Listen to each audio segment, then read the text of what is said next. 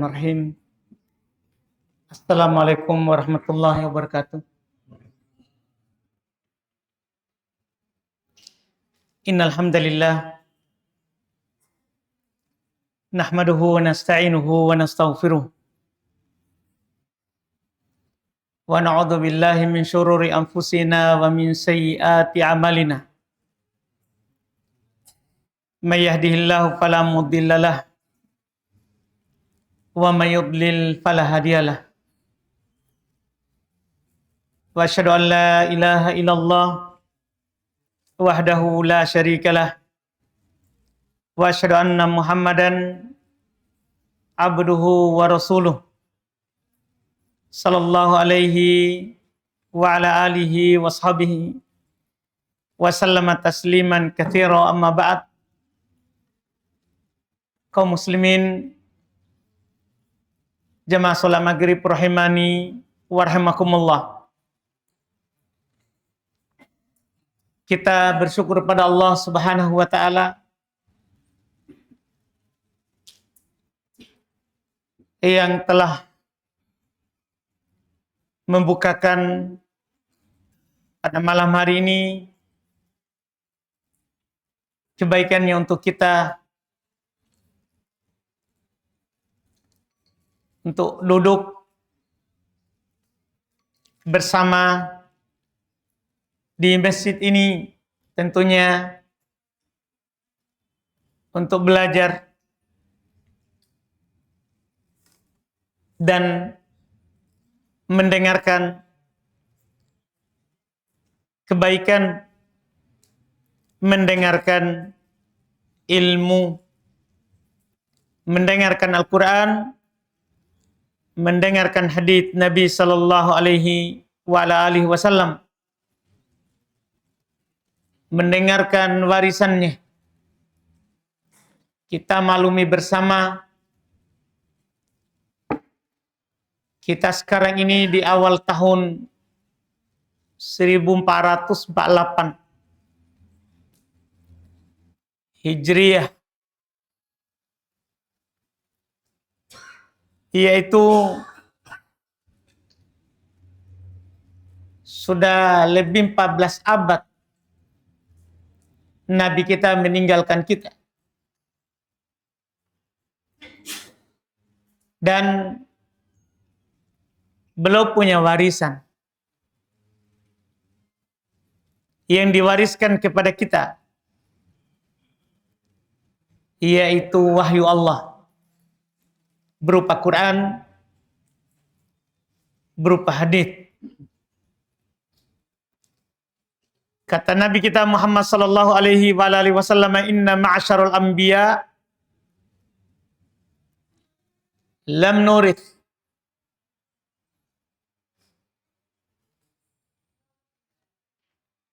kami seluruh para nabi itu tidak mewariskan, yaitu harta. Bahkan setelah meninggal Nabi, satu-satunya anak beliau yang hidup, setelahnya yang datang menanyakan harta warisannya kepada Abu Bakar, itu Fatimah.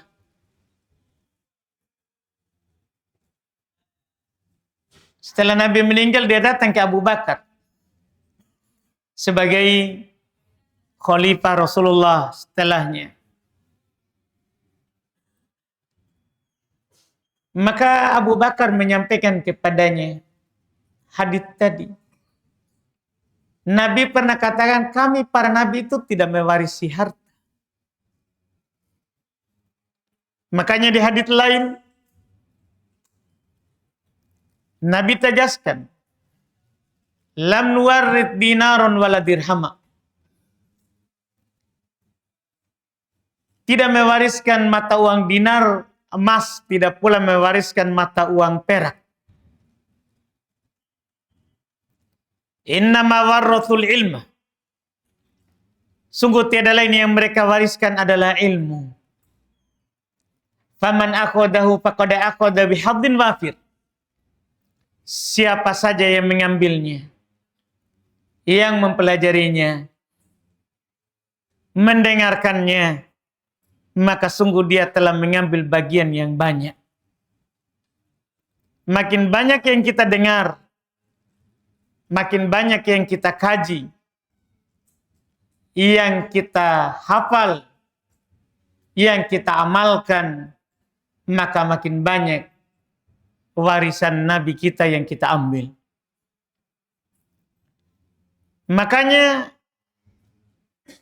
Allah Subhanahu wa ta'ala mengangkat derajat kita karena itu. Tidak ada dalam Al-Quran yang menjelaskan bahwa seorang itu akan diangkat derajatnya sesuai dengan apa yang dia miliki, seperti diangkatnya seorang karena ilmu.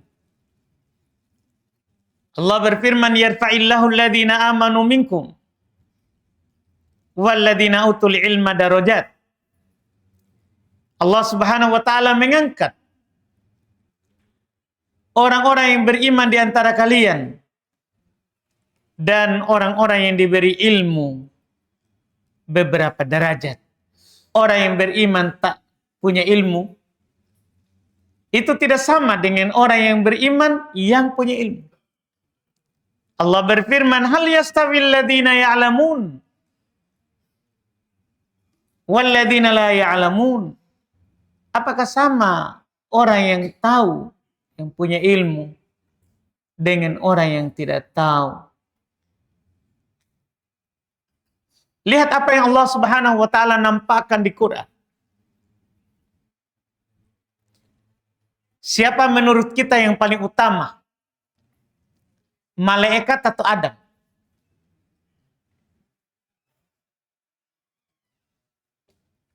Allah Subhanahu wa ta'ala menciptakan malaikat dari cahaya dan menciptakan Adam dari tanah. Secara pandangan melihat daripada sumber penciptaan, madahnya, maka cahaya lebih mulia daripada tanah. Malaikat lebih mulia dari cahaya. Tapi Allah Subhanahu wa ta'ala ingin menampakkan kepada malaikat kemuliaan Adam. Dengan apa? Fa'allama Adamal asma'a kullaha. Dengan cara Allah Subhanahu wa ta'ala mengajarkan kepada Adam nama segala sesuatu. Ketika Allah Subhanahu wa ta'ala mengatakan kepada malaikat, ambiuni bi asma'i haula. Coba kabarkan kepada saya namanya itu mereka itu. Apa kata malaikat? La ilma lana illa ma 'allamtana. Kami tidak punya ilmu. Artinya kami tidak tahu. Kecuali apa yang engkau kasih tahu kan kepada kami. Maka Allah Subhanahu wa ta'ala katakan kepada Adam, ambi'hum bi asma'ihim. Kabarkan kepada mereka namanya. Maka Adam mengajarkan kepada mereka nama segala sesuatu itu. Iya. Disitulah nampak kemuliaan Adam. Kenapa dia lebih tinggi daripada malaikat? Jawabannya karena ilmu. Adam punya ilmu yang tidak dimiliki oleh malaikat. Makanya Allah Subhanahu wa ta'ala meninggikan orang yang punya ilmu di atas orang yang tidak punya ilmu. Ini menunjukkan bahwa kita harus belajar kalau mau memiliki kedudukan yang tinggi. Maka sebuah syukuran kita bisa duduk bersama seperti ini. Iya, bukan hanya saya yang mengajar. Tentunya ini nikmat besar. Kita dipanggil untuk mengadakan pengajian, itu nikmat besar bagi pengajar, bagi penceramah. Kita berbahagia dengannya. Kita bersyukur kepada Allah dan berterima kasih kepada ketua masjid, para pengurus yang telah memberikan izin. Karena tanpa sebab itu biar saya mau, tidak mungkin bisa kita seperti ini. La yashkurullah man la yashkurin nas. Tentunya tidaklah bersyukur kepada Allah bagi orang yang tidak berterima kasih kepada manusia. Kami tentunya sangat berterima kasih atas dibukakan kesempatan ini untuk duduk di hadapan jemaah sekalian, sedikit berbagi tentang apa yang Allah Subhanahu wa taala bagikan kepada kami. Pada malam hari ini kita diberi judul rahasia amalan diterima Allah. Ikhlas karenanya. Ini tema panjang. Tidak cukup satu kali duduk. Kita paling sedikit butuh 6 kali duduk. Karena kita butuh rahasia amalan itu diterima. Yang pertama ikhlas. Itu satu majelis. Kedua, kita butuh syarat diterimanya amalan selain ikhlas. Itu berlandaskan kepada hadits innamal amalu binniyat. Yang ketiga, kita butuh tahu bahayanya ada hal-hal yang menghancurkan amalan seperti riya. Karena tidak cukup kita tahu ikhlas. Harus kita tahu pembatal keikhlasan. Kita juga butuh majelis terkait dengan tanda orang-orang yang ikhlas dan cara menjaga keikhlasan. Kita juga butuh majelis buah keikhlasan. Itu butuh majelis kelima. Apa buahnya? Apa hasilnya kalau kita ikhlas? Dan kita butuh majelis keenam sebagai penutup. Kisah orang-orang yang ikhlas. Ini pembahasan panjang. Tidak cukup sekali. Iya. Ini satu tulisan. Satu buku kecil yang kita akan dengarkan. Ya, hari ini di majelis yang pendek ini rahasia amalan diterima, kita bahas ikhlas. Setiap hari kita melaksanakan berbagai macam amalan ibadah. Kita sholat. Kita membaca Quran. Kita bersedekah. Bahkan ini bukan hari. Di antara kita ada yang waktu ini pendek ini. Ada yang melakukan sholat. Tadi sudah. Ada yang baca Quran. Ada yang bersedekah. Ada yang baca sholat. Di dalam sholat baca Quran. Setelah sholat jalan kota amal. Dia tidak biarkan lewat. Kecuali membuat kota amal itu mampir di hadapannya. Berarti dalam waktu sebentar sedikit sudah melakukan 3 itu. Setiap hari di antara kita ada yang berpuasa. Ada yang berdakwah. Ada yang mengajar. Ada yang belajar, ada yang membantu sesama, bahkan ada di antara kita setiap hari bekerja, keluar dari rumahnya, menafkahi keluarganya. Namun, ada satu pertanyaan besar kita,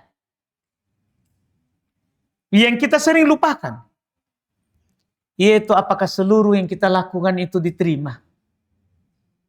Atau justru ditolak. Ini yang masalah. Iya. Banyak orang sibuk menghitung banyaknya amalan yang dia telah lakukan. Banyak. Kadang kita ini keluar dari rumah, ke sholat maghrib, pulang kembali ke rumah, banyak di antara kita menghitung. Alhamdulillah kita sudah centang. Sudah dzikir, sudah sholat sunnah, sudah sholat wajib, sudah sholat sunnah ba'diyah, sudah ini. Kita sudah centang semuanya. Itu namanya menghitung amalan. Banyak di antara kita. Tetapi sedikit yang sibuk memikirkan apakah diterima. Sedikit dari kita. Kebanyakan dari kita memikirkan banyak sudah saya lakukan. Sehingga memunculkan nanti apa? Bosan beramal. Cukup ini. Sebagai bekal di dalam kubur. Karena kita merasa apa? Banyak. Kita hitung. Kita sedikit sekali memikirkan apakah diterima oleh Allah Subhanahu wa taala. Padahal yang akan menyelamatkan kita nanti di hari kiamat bukan sekedar banyaknya amalan. Ada dalam hadis Nabi. Beliau katakan, saya tahu dari umatku. Saya kenal dari bekas wudunya, bekas sujudnya. Ya'tuna yaumal qiyamati bi amthali jibal tihamatin bid. Datang pada hari kiamat membawa amalan-amalan baik seperti gunung besar, gunung Tihamah. Gunung paling tinggi di negeri Arab sana. Tapi jadi debu yang berterbangan. Banyak amalannya, tapi jadi debu. Percuma. Sementara ada lagi seorang dipanggil oleh Allah Subhanahu wa taala di padang mahsyar. Catatan dosanya itu 99 lembar. Kullu sijilin maddal basar. Setiap lembar itu sejauh mata memandang. Nah 99 catatan amalan dosanya, tapi bukan amalan kebaikannya. Saking banyaknya dosanya, dia lupa kalau dia pernah melakukan kebaikan. Sampai dia ditanya, halaka min ama, halaka min hasana. Apakah kamu punya kebaikan? Dia hanya menundukkan kepalanya dan mengatakan, la ya Rabb, tidak. Tapi Allah tetap mengatakan kepadanya, hadiri timbanganmu. Kamu hari ini tidak akan dizalimi. Saat dihadiri timbangannya, diletakkanlah 99 catatan amalan dosanya tadi di satu kifah. Di satu timbangan. Dikeluarkan untuknya satu catatan kecil pernah dia lakukan. Kebaikan. Di dalamnya terdapat catatan dia pernah mengucapkan la ilaha illallah dengan ikhlas. Terbang itu 99. Tidak ada yang lebih berat daripada la ilaha illallah. Lihat, perhatikan ini. Maka yang kita harus perhatikan adalah amalan itu diterima enggak? Enggak apa-apa kecil. Daripada banyak, tapi enggak ada yang diterima. Iya. Lebih baik 2.000 ikhlas daripada 100.000 kita riak. Mau dilihat, mau disebut di mimbar Jumat. Ini kan masalah. Maka kita harus menjadi orang yang sedikit, yang sibuk memikirkan mana amalan yang diterima. Allah Subhanahu wa taala mengisyaratkan di Quran. Innama yataqabbalullahu minal muttaqin. Sesungguhnya Allah hanya menerima dari orang-orang yang bertakwa. Berarti ada yang tidak diterima. Ini surah Al-Maidah ayat 27. Ayat ini menunjukkan bahwa tidak semua amalan itu diterima. Ada amalan yang diterima dan ada amalan yang tidak diterima, yaitu ditolak. Oleh karena itu, kalau kita melihat para sahabat, itu mereka paling khawatir amalannya itu tidak diterima. Coba kita lihat khalifah keempat, mantu Rasulullah, Ali ibn Abi Thalib. Beliau berkata, kunu liqabulil amali asyaddah timaman minkum bil amal. Alam tasma'u qala Allah innama yataqabbalullahu minal muttaqin. Hendaklah perhatian kalian terhadap diterimanya amalan lebih besar daripada perhatian kalian terhadap amalan itu sendiri. Harus lebih besar. Ini gimana caranya supaya diterima? Daripada perhatian terhadap amalan itu sendiri. Beramal bagus. Tapi memperhatikan amalan itu diterima atau tidak, itu lebih bagus. Ini kata Ali bin Abi Thalib. Tidakkah kalian mendengar Allah Subhanahu wa taala berfirman, sesungguhnya Allah hanya menerima amalan dari orang yang bertakwa. Perhatikan ini Ali bin Abi Thalib. Mereka tidak pernah merasa bangga dengan ibadah yang telah dilakukan. Siapa di antara kita ini yang beramal seperti sahabat? Tidak ada. Tapi mereka selalu takut amalannya itu tidak diterima. Allah Subhanahu wa taala memuji orang-orang yang beriman karena memiliki rasa takut bahwa amalannya tidak diterima. Allah berfirman, walladzina yu'tuna ma atau wa qulubuhum wajilah annahum ila rabbihim raji'un. Di surah Mu'minun 60. Dan orang-orang yang memberikan apa yang telah diberikan kepada mereka, mengeluarkan apa yang mereka dikasih, itu bersedekah dengan apa yang Allah berikan kepadanya. Mereka keluarkan beramal, tetapi hati mereka dipenuhi rasa takut. Karena mereka akan kembali kepada Rabb-Nya. Apakah nanti ini yang saya keluarkan ketika saya berjumpa dengan Allah akan berguna atau malah menjadi debu yang berterbangan?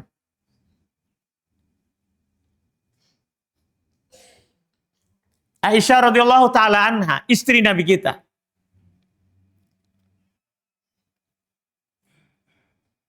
beliau bertanya,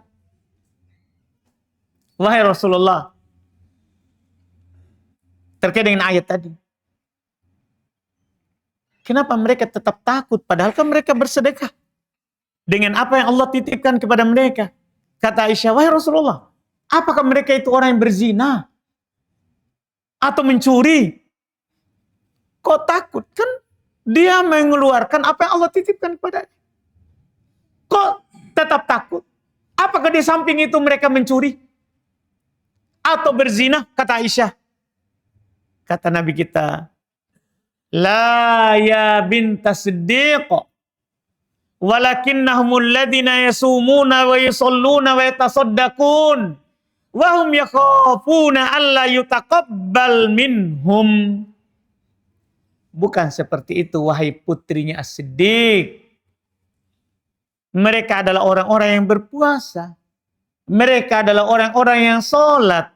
Mereka adalah orang-orang yang bersedekah. Namun mereka takut amalan mereka itu tidak diterima. Hadits riwayat Tirmidzi. Mereka sudah rajin beribadah, takut amalannya tidak diterima. Bagaimana kita ini? Sudah amalan sedikit, tetapi merasa cukup. Tidak takut. Banyak di antara kita lagi sibuk bekerja belum pensiun. Pensiun. Iya. Ya, ini kan terlalu berani. Seakan-akan umur itu di tangannya. Kan berani, Pak. Umur itu kan bukan kita yang tentukan. Ya syukur-syukur pensiun bisa beramal. Banyak orang pensiun, Pak, nggak bisa lagi gerak kakinya. Ada mie asam urat. Ada mie yang apa lagi? Kolesterol. Tegami lehernya. Ini mau kayak apa kita? Iya. Kita ini sudah sedikit amalan tak, tetapi tidak merasa takut juga. Ini harus kita perhatikan baik-baik. Kita harus cari tahu, harus belajar. Bagaimana amalan tak ini yang sedikit diterima. Jangan sekedar beramal. Iya. Itu dulu, orang dulu begitu. Para sahabat itu. Mereka datang kepada Rasulullah. Itu bertanya, amalan apa? Yang bagaimana? Yang bisa membantu saya masuk surga misalnya. Di antara mereka ada yang dijawab oleh Rasulullah, alaika bisyam. Hendaklah kamu terus berpuasa. Sebagian lagi dikatakan, a'inni bikathrati sujud. Bantu saya dengan banyak sujud. Macam-macam. Iya. Ada juga yang datang, kalau sholat gimana? 5 waktu. Apakah ada selain itu? Enggak, kecuali kamu mau melakukan sunnah. Dia bilang, kalau begitu saya tidak akan tambah. 5 waktu saja, enggak sunnah. Dia pergi. Kata Nabi, siapa yang mau melihat kepada penduduk surga, lihat itu orang. Iya. Berarti bukan banyak. Bukan melakukan semua amalan. Karena kita tidak akan mampu. Tapi kita harus cari tahu amalan apa yang diterima, yang bagaimana. Iya, apa rahasia yang membuat amalan kita itu diterima? Banyak sebab yang membuat dan menjadikan amalan kita itu diterima. Akan tetapi sebab yang paling besar adalah ikhlas. Tanpa ikhlas, hanya mengharap wajah Allah, maka amalan akan menjadi sia-sia. Allah berfirman, "Wa ma umiru illa liya'budullaha mukhlishina lahuddin." Padahal mereka tidaklah diperintah kecuali agar beribadah kepada Allah dengan memurnikan agama hanya untuknya. Memurnikan. Ini surat ayat sudah kita hafal semua ini. Al-Bayyinah ayat 5. Harus ikhlas. Juga Allah berfirman di Az-Zumar. Ayat 11-12. Qul, katakan wahai Muhammad. Inni umirtu an a'budallaha mukhlishan lahuddin. Wa umirtu li an akuna awwalal muslimin. Katakan wahai Muhammad. Sesungguhnya saya diperintahkan agar beribadah kepada Allah dengan memurnikan agama hanya untuknya. Ikhlas. Dan aku diperintahkan agar menjadi orang yang pertama yang berserah diri. Ayat ini, 2 ayat tadi. Ada Al-Bayyinah, ayat 5, ada Az-Zumar, ayat 11-12. Ini menunjukkan bahwa inti daripada seluruh ibadah adalah memurnikan niat hanya untuknya. Apapun ibadat. Apapun. Harus ikhlas. Sekarang pertanyaan kita, ya apa itu ikhlas? Secara bahasa, itu kan bahasa Arab, Pak. Sering kita dengar. Ikhlas. Dari kata dasar kholaso. Yakhlusu khuluson. Yang berarti di kamus kita bersih, murni, dan terbebas dari campuran. Kalau dibilang adz-dzahabul khalis, emas murni. Al-asal al-khalis, madu murni. Iya, itu dibilang ikhlas. Yang murni. Adapun definisinya menurut pandangan lisan syar'i secara istilah. Banyak sekali yang mendefinisikannya. Yang paling terkenal karena yang punya buku yang disebut dengan At-Ta'rifat memang mengumpulkan seputar pengertian saja secara istilah. Kitab Al-Jurjani rahimahullah. Beliau mendefinisikan ikhlas dengan tangkiyatul amal min kulli syaubin. Ikhlas itu membersihkan amal dari setiap campuran yang merusaknya. Kalau Sahal ibn Abdillah At-Tustari rahimahullah beliau berkata al-ikhlas antakuna harakatul abdi wa sukunuhu lillahi ta'ala wahda. Ikhlas itu seluruh gerakan atau diamnya seorang hamba hanya karena Allah semata. Kalau bisa kita tidak garuk kecuali karena Allah. Itu dibilang ikhlas, Pak. Tidak campur. Iya. Kita sholat murni karena Allah, bukan karena ada orang yang melihat, ada orang yang mau diperlihatkan. Murni. Iya.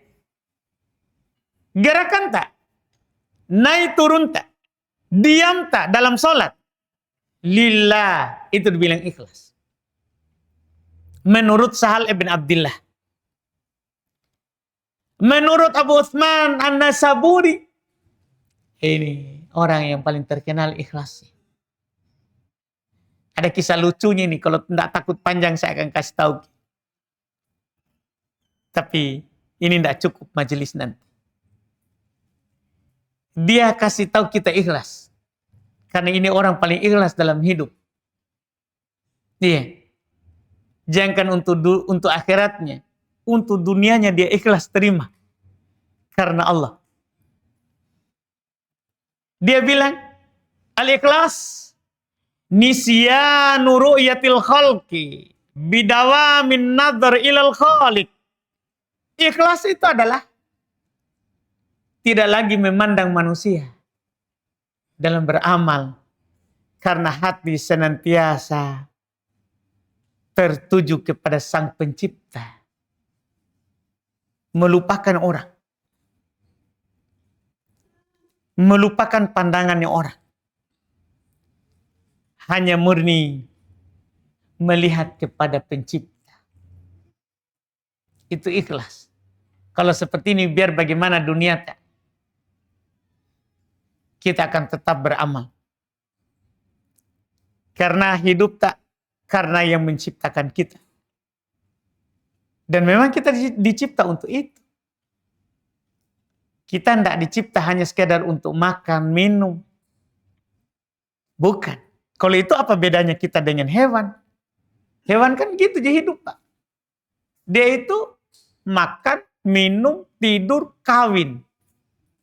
Saya tambah mie kawin. Iya. Kalau kita hidup tak hanya begitu, hewan mak itu. Belum ke manusia. Kalau kita kegiatan itu cuma makan, mengunyah, minum, tidur, kawin. Cuma itu Ki. Tidak ada beda tak dengan hewan. Kita dicipta bukan untuk itu. Allah katakan, "Wa ma khalaqtul jinna wal insa illa liya'budun. Ma uridu minhum min rizqin wa ma uridu ayyut'imun.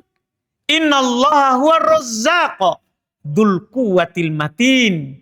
Ini harus kita paham itu. Tidaklah saya ciptakan jin dan manusia dua. Kita ini manusianya. Iya. Yang lain saudara kita, bangsa jin. Saya tidak menciptakan jin dan manusia. Kalau selainnya diciptakan untuk kita. Selainnya. Semua yang ada di langit dan bumi ini untuk kita diciptakan. Iya. Tapi kita ini, jin dan manusia, kata Allah, saya tidak ciptakan mereka. Illa liya'budun. Kecuali untuk beribadah kepadaku. Jangan lupa. Kalau begitu, jangan makan kecuali niat ibadah. Kan begitu. Umur tak pendek. Harus semua yang kita lakukan niat ibadah. Makan supaya kuat ibadah. Minum supaya kuat ibadah. Makanya kita dilarang makan yang membuat kita tidak bisa ibadah. Bawang. Boleh dimakan. Tapi dilarang makan kalau mau ke masjid. Supaya tidak ada bau mulut. Mengganggu orang sekitar. Mengganggu malaikat. Bersihkan mulut. Padahal mubah. Tapi kalau menghalangi kita ibadah, tahan diri. Makan, minum juga begitu. Kenapa khamar diharamkan? Allah katakan, la taqrabus sholata wa antum sukara. Jangan dekati sholat dalam keadaan kalian mabuk. Kalau kita minum khamar, tidak bisa sholat. Hilang akal. Diharamkan. Iya. Karena itu membuat kita tidak bisa beribadah. Membuat kita nanti seperti hewan. Iya. Kita diciptakan untuk ibadah. Ma uridu minhum min rizkin. Kata Allah, saya tidak ingin mereka mencarikan rezeki untukku. Jadi kita ini hidup bukan untuk mencarikan rezeki untuk Allah. Nah, untuk tak juga itu. Iya. Saya tidak ingin dari mereka agar supaya mereka memberi saya makan, kata Allah. Tidak. Allah maha memberi rezeki. Allah maha memiliki kekuatan yang kokoh. Tidak butuh kepada kita. Allahus Somad. Allah tidak butuh kepada apapun. Kita yang butuh kepadanya. Tujuan tak itu. Jadi kita harus dawam. An-nadhar ilal khaliq. Harus kita terus memandang ke atas. Bagaimana di atas ini ridho kepada kita. Bukan memandang ke samping kiri kanan. Bagaimana mereka ridho kepada kita. Percuma, Pak. Ridhonya orang tidak bisa kita dapat. Tidak bisa. Saya saja ini, Pak, menyampaikan Quran hadits. Belum tentu semua orang senang. Apalagi kalau kita berbuat yang lain. Iya. Menyampaikan ayat saja masih salah. Dianggap kan begitu. Menyampaikan hadits masih dianggap salah. Kenapa? Yaitu menunjukkan bahwa ridho orang itu tidak bisa kita dapat. Tidak bisa. Jangan ke orang lain. Ini saya yakin semua bapak-bapak ini. Banyak ini yang putih jenggotnya. Ada semua istrinya ini. Iya. Ada semua istrinya. Saya yakin ini. Iya, Pak. Gimana, Pak? Bapak. Ada istri tak? Pasti berapa nih? Oh, alhamdulillah, Pak. Iya. Begini, Pak. Satu aja pertanyaanku. Berapa lama mungkin menikah? Berapa puluh tahun mungkin? 37 tahun. Apakah tidak pernah istri tak marah? Biasa. Enggak pakai itu, Pak. Ini ucapan terus terang ini, Pak. Biasa. Bahkan walaupun bapak berbuat baik kepadanya seumur hidup tak. Satu kali saja kita salah. Langsung dia bilang, tidak pernah kibemang. Gitu itu perempuan, Pak. Iya, Pak. Biar itu ibu sering sholat di belakang. Ayo tetap toh. Begitu orang. Itu menunjukkan apa? Itu satu bukti. Ini orang dekat dengan kita ini. Sudah tahu mi luar dalam tak? Tapi tidak pernah itu dengan apa yang kita lakukan. Padahal ini, Pak, kita hidup untuk dia. Iya toh? Kita ini pergi kerja supaya tambah-tambah belanjanya. Bayangkan itu, Pak. Kita lembur, kenapa? Anak-anak aku dong. Kan begitu itu. Tapi, nah ada. Kali nol, kita yang bilang itu, Pak. Iya. Itu bapak-bapak semua tahu itu. Kodong. Iya.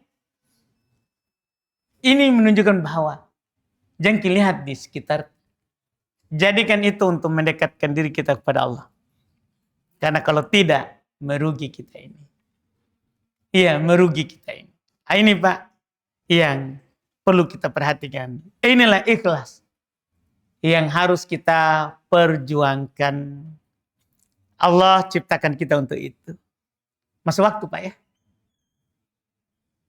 Oh belum? Sudah bunyi tadi? Oh sudah masuk tahu. Kita cukupkan dulu, jangan diperpanjang. Iya, takutnya nanti orang yang, kalau kita yang dengar taklim ya agak seru lah sedikit.